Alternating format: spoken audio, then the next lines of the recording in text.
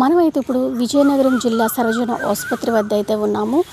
లక్ష్మి అనే లక్ష్మి అనే 19 ఏళ్ల యువతి అయితే పురుగుల మందు తాగి అపస్మార స్థితికి చేరుకోవడంతో ఆ యువతినైతే విజయనగరం పెద్ద ఆసుపత్రికి తీసుకురావడం జరిగింది. చికిత్స పొందుతూ మృతి చెందింది. అయితే పెళ్ళైన 19 ఏళ్లకే యువతి అలా మృతి చెందడం ఏంటని ఒక తీవ్ర దిగ్భ్రాంతి అయితే వ్యక్తం చేస్తున్నారు కుటుంబ సభ్యులు. ఆషాఢంకి ఇంటికొచ్చిన యువతి పిల్లా సాయి తన భర్తకి ఫోన్ చేసి నేను చచ్చిపోతున్నాను, నేను పురుగుల మందు తాగుతున్నాను అయితే ఫోన్లో చెప్పింది. వెంటనే సాయి వాళ్ళ మామకి ఫోన్ చేసి ఇలా లక్ష్మి పురుగుల మందు తాగింది అని చెప్పగా ఆ తండ్రి వెళ్ళేసరికి తను అపస్మార స్థితికి అయితే చేరుకోవడం జరిగింది. తను వెంటనే ఇక్కడ ఆసుపత్రికి అయితే తీసుకొచ్చారు చికిత్స నిమిత్తం. ఈరోజు ఉదయం అయితే తను మృతి చెందడం అయితే జరిగింది. అందరికీ నమస్కారం.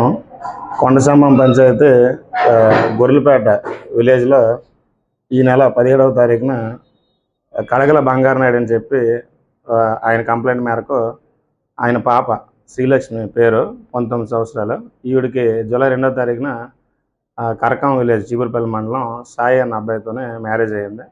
మ్యారేజ్ అయిన తర్వాత ఈవిడ ఆషాఢ మాసంకి మళ్ళీ కనవరింటికి వచ్చింది. ఇంతలోపు వీళ్ళ భర్తకు ఈ అమ్మాయి పెళ్ళవక ముందు వేరే అబ్బాయితో చనువుగా ఉందని చెప్పిన విషయం తెలిసింది. తెలవటం భర్త ఈయన ప్రశ్నించాడు. తదుపరి ఈ విషయం మళ్ళీ తల్లిదండ్రులకి తెలిసి ఈవిడ 17వ తారీఖున ఆవిడ కళ్ళంలో పురుగుల మందు తాగి తదుపరి చిగురుపల్లి హాస్పిటల్లో జాయిన్ అవగా మెరుగైన చికిత్స మేరకు సుఖదేవ్ హాస్పిటల్కి పంపించారు. సుఖదేవ్ హాస్పిటల్లో ట్రీట్మెంట్ పొందుతూ నిన్న ఉదయం 3 గంటల 20 నిమిషాలకు చనిపోవడం జరిగింది. వాళ్ళ అమ్మాయి తండ్రి కంప్లైంట్ మేరకు గరుడు పోలీసు వారం కేసు నమోదు చేశాం. అనుమానాస్పదంగా కేసు నమోదు చేశాం. పిల్ల లక్ష్మి మృతిపై అయితే కుటుంబ సభ్యులు తీవ్ర దిగ్భ్రాంతి వ్యక్తం చేస్తున్నారు. అసలు ఏం జరిగిందో మాకైతే ఏమీ తెలియదు, తను ఎందుకు ఇలా చనిపోయింది అన్నది కూడా మాకు అర్థం కాని పరిస్థితి. ఎంతో సంతోషంగా పెళ్లి చేశాము. ఆషాఢంకి అంటే పెళ్ళై 19 రోజులు అవుతుంది, ఇంకా ఎక్కువ కూడా కాదు. ఈలోపే తను ఇలా పురుగుల మందు తాగి ఆత్మహత్య యత్నం చేయటము, తర్వాత చికిత్స పొందుతూ మృతి చెందడం నిజంగా బాధాకరం అని అయితే చెప్తున్నారు.